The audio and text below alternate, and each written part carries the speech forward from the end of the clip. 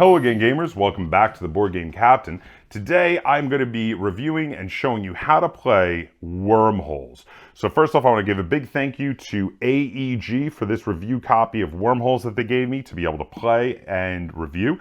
And also, I just want to give a big shout out to the designer, Peter McPherson, for designing this game. All right, so before I get too into this, I do want to say I've got a ton of links in the description down below that you can check out at your leisure. There's a link to BoardGameCaptain.com, which is a great hub for all things Board Game Captain. There's also a link to my Teespring store if you'd like to get yourself some cool Board Game Captain merch, t-shirts, mugs, etc. And there's a link to my Patreon if you're in a position to and would like to support the channel. So Wormholes is listed as a 45-minute game for 1 to 5 players and ages 10 and up. So we're going to start there. Now, for the 1 to 5 players, there is a solo mode, but I have not tried it. But I can tell you, because I've played it at 2 players and 5 players, this game plays just as well at the various player counts. It has a great method for scaling with different size maps. And yeah, I had no issues with it all the way down to 2 players and all the way up to 5. As for the ages 10 and up, it's a pretty good estimate. You might even be able to go a little younger because this is a fairly introductory level pick up and deliver game with a nice sci-fi theme added on. Now, as for the 45 minutes, again, not a range. I hate when they don't put ranges on the box. This is somewhere in the range. I would say probably, depending on how many players you're playing on and how long you're playing, and whether or not the players are, prone to analysis paralysis, this is kind of like a maybe half hour to hour and a half game. It's not a super long game. If you have a lot of players and some people could get prone to analysis paralysis, it might go a little longer, but it's not going to get that long. And generally speaking, if people already know how to play this game and are quick, half hour is actually doable. So 45 minutes is kind of within that range, so it's not too bad. Now let's open this up and show you what comes in the game of Wormholes when you purchase a copy. So first thing we have here is the rule book. Now the rule book is full color. It has a ton of diagrams and illustrations, which is very nice. Really helps to explain exactly how you play the game. I had no issues with this rule book, no ambiguities, very well done. Now most of the rest of the components, as you can see, which are basically just in the box, there's a little bit of a trough here, are a lot of cardboard punch-out tokens. You have like cardboard punch-out tokens for points. You have some wooden bits here, which are nice, but there's a lot of cardboard punch-out tokens for various things. These are pretty standard cardboard punch-out tokens, not a huge amount to talk about there. Now for the wooden bits, we have some nice wooden discs, which are used for the wormholes. These are gorgeous. I really like these. They're two-sided, so they're a little bit different on each side. We also have some wooden rocket ships, which are really nice. They're kind of like rocket ship meeples, if you were. I like those on the tabletop. And we have a bunch of cards. Now, the cards are very easy to understand what they're going for here. These are passengers you can pick up, and they have an illustration of the planet on them, and they tell you the victory points. So these are really nice. The cards are really well done. They're pretty. They're easy to understand. And then we have cardboard modular board tiles is really the last component, because the board gets made up of these tiles here, and they're two-sided and they're different on each side. So as you can see here, this one has a nebula there on the side and a planet and some asteroids, but if I flip it over, it has a wild wormhole with that number 5 on it, some asteroids, and the planet in a different part of the board, and they differ quite a bit, some of them. For instance, there is one that has a giant planet on one side. Here it is. Has a giant planet on one side, whereas on the other side, it's the same planet, just in a, oops, there we go, the small normal planet size. So that's basically it. That's everything that comes in the box. So now I'm going to take you over to the table, and we're going to run you through part of a game to kind of give you an idea on how to play a game of Wormholes. And then we're going to come back over. I'm going to talk about how this game plays and feels, and I'm going to rate it and review it. Okay, so here we are set up to play a 2-player game of Wormholes. So the first thing you gotta do to set up a 2-player game of Wormholes is remove all of the components that are marked 4+ for 4 players or more. You have to shuffle up the deck, you have to put out the 2-player side of the space station and randomly deal out the other parts of the galaxy in the shape shown in the rulebook. The rulebook has a couple of basic shapes shown for smaller size games and then also the bigger size games, and then it has other shapes for variant boards in the back, and it does actually affect the game a bit.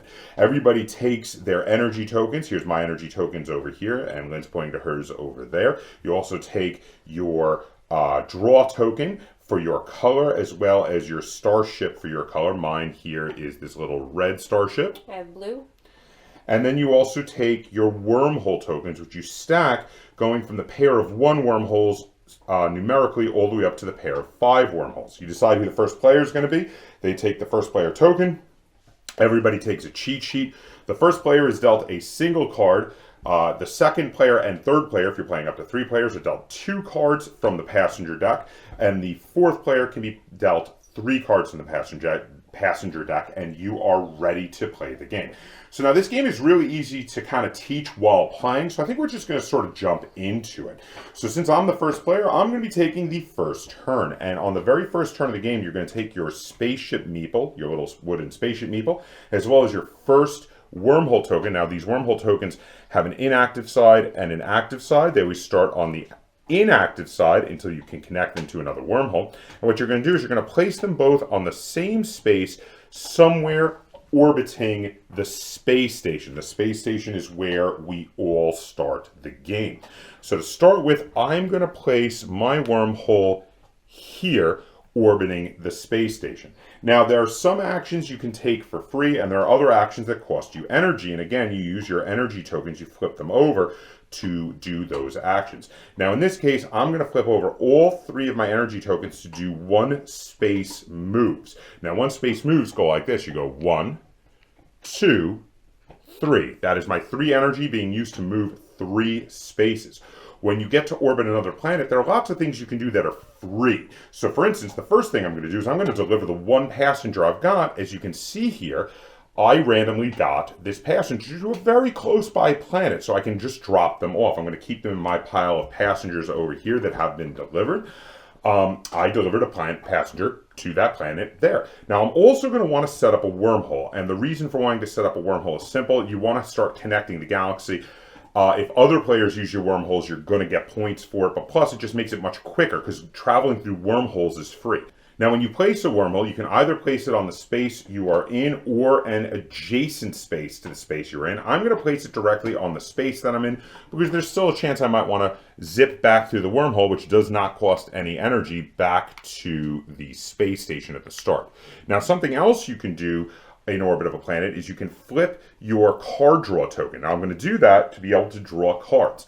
Now the first thing you can do is you can discard any number of cards you have in your hand. I have no cards in my hand, so there's nothing to discard.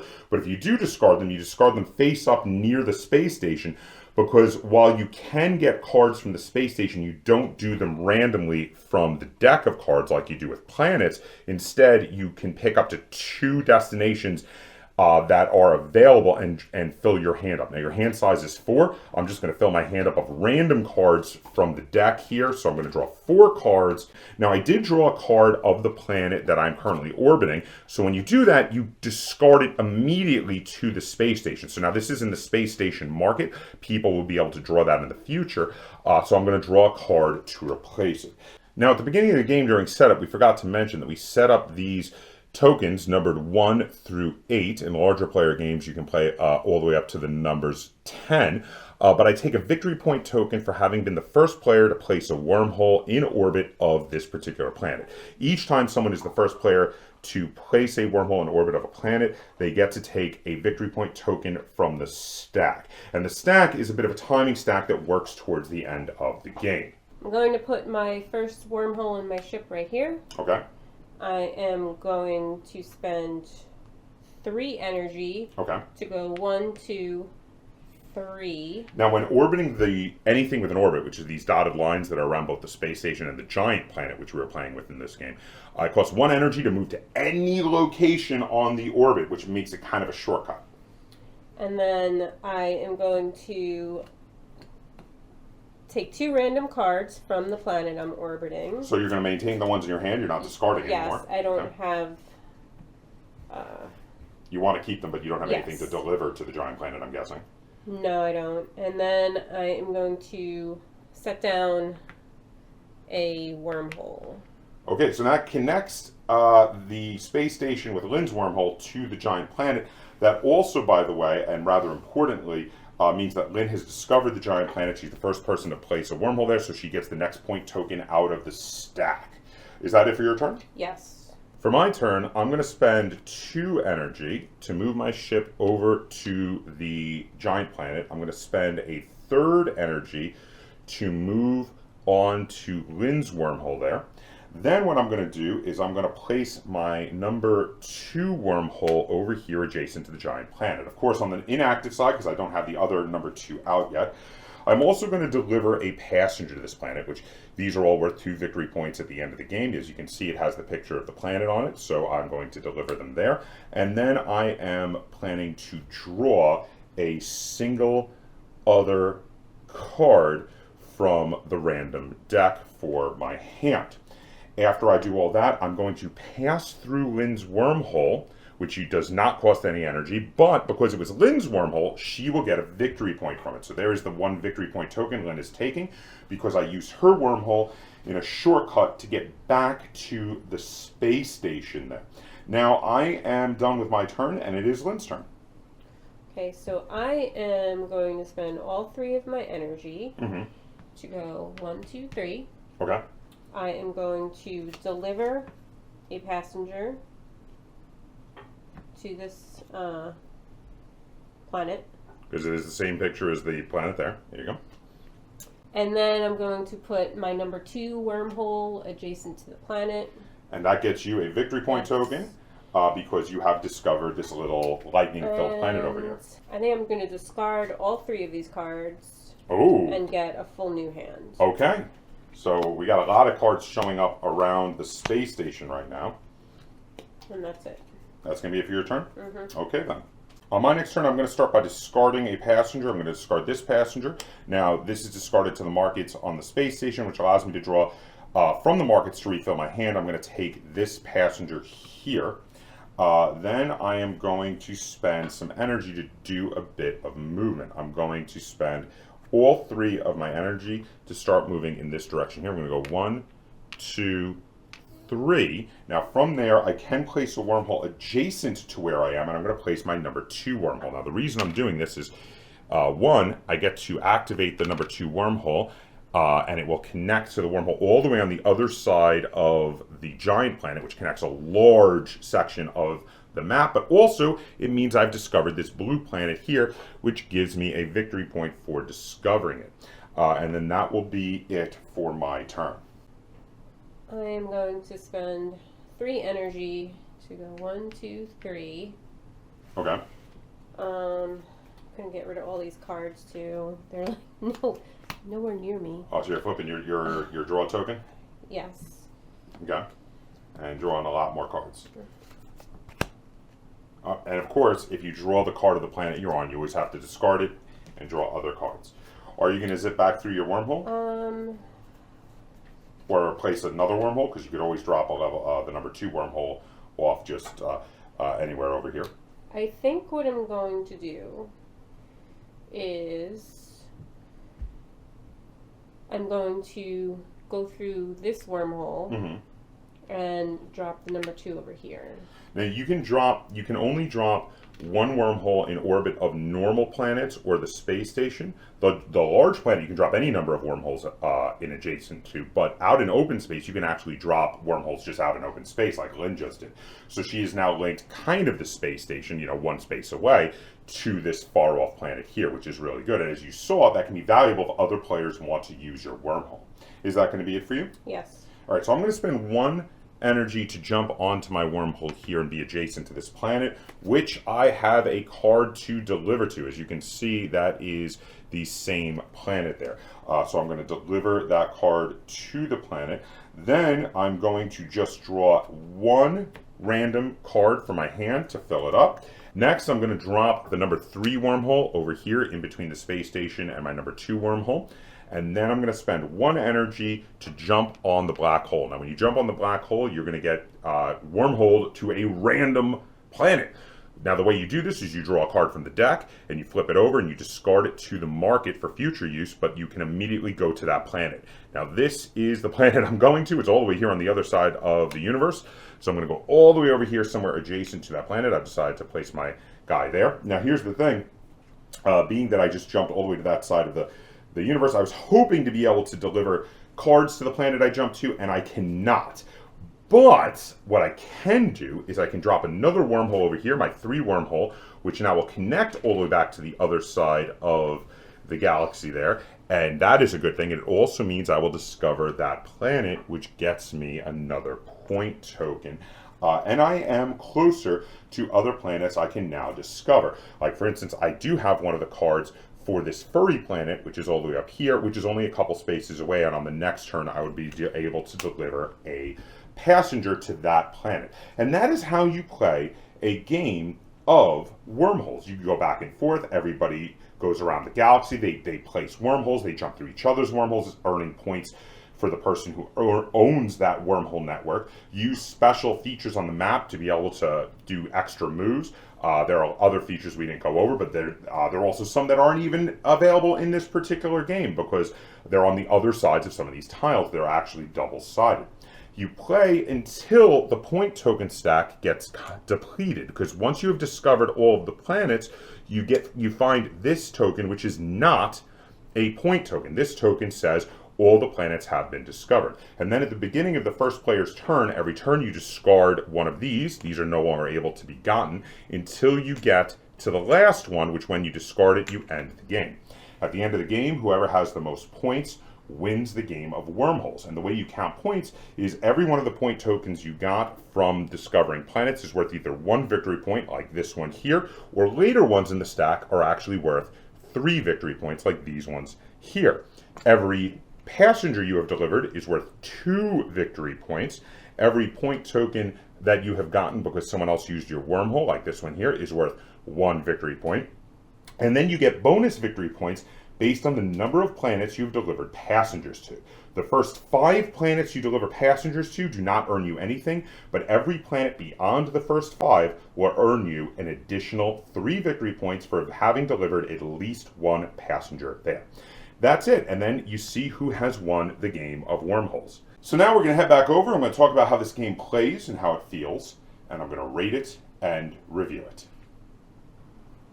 Welcome back. So that was how you play a game of Wormholes. So that was a small 2-player game there. If you play at larger player counts, you're going to have more of the board out. It's going to be larger. But otherwise, it plays pretty much the same. You are doing a kind of pick up and deliver thing. You're going around and you're making the wormholes that then you can jump through. If other people jump through your wormholes, they're going to give you points. The main thing you're picking up and delivering is passengers. The passengers are these cards which just show the planet they want to go to. All right, so I'm going to start with some negatives I have with this game. The game is rather light for a pick up and deliver game. Now, granted, that's what they're going for. They're going for kind of an intro level pick up and deliver game. But there's some places I felt they could have added a little more meat to this one. One thing that when I was talking to other people I played the game with that we all kind of agreed on is that there's no character to the passengers. We all felt that they should have a picture of the passenger, a name to the passenger. I mean, that doesn't add any weight to the actual game, but just to give them a little more character rather than just a picture of the planet they're going to. But also to give it a little variety, maybe, you know, something extra like a variety in points that you can get from different passengers. So there's more of a reason to take certain passengers versus others because they would give you certain points under certain circumstances versus just every passenger is the same number of points regardless of where they're going, regardless of the passenger themselves. It might have been different if there was a little variety to the different passengers even going to the same planet, for instance. Otherwise, the game mechanics are good. There's a lot of really interesting different things that you can run into on the boards. There's the wild wormholes, there's the black hole, there's the photon cannon. All these things give you different ways to move around the board. There's the nebulas. And then, you know, the board gets changed up every time you play because of the modular board, which does add a lot of variety to the play. which is really, really cool. And I did really like that a lot. I did find myself wishing there was more depth to it, that there was a little bit more variety to the passengers, like I'd already said, but the game itself, there's a lot of variety to the different setups, the different random placement of the planets, the different placement of where maybe a nebula might show up, or whether it's going to be a photon cannon or a black hole, because they're on either side of the same tile. You only get one of them, whether you get the giant planet or not. There is some variety there, which does keep it new and fresh. Overall, I would say this is a really fun and good introductory level pick up and deliver game. If you're trying to introduce some people who are not normally gamers or are new to gaming to pick up and deliver games, you don't want to jump into like a heavy pick up and deliver game, something like Merchant of Venus or Wasteland Express Delivery Service or Firefly, which these are all much heavier pick up and deliver games. If you don't want to introduce them to a sci-fi pick up and deliver game like those right away because you don't want to scare them off, this is a good first pick up and deliver game to get, you know, acclimated to the play style before moving on to those. And I think for that purpose, it does it very well. It's enjoyable, it's fun, and there's a lot of replayability. So that said, I'm going to give Wormholes 7 out of 10 stars because I quite liked it. I think I'm going to keep it in my collection at least for a while because it does fill a niche in introductory pick up and deliver games that I don't really have in the collection right now. Most of my pick up and deliver games are actually rather heavy. So this is a fun, lighter pick up and deliver game. And for that, it has a place in my collection. So you have it. If you enjoyed this review and tutorial and you'd like to see me do more like it, be sure to give this video a like, share it on all forms of social media. And if you haven't already, please subscribe to the Board Game Kaptain. That's Kaptain spelled with a K on YouTube. And until next time, game on.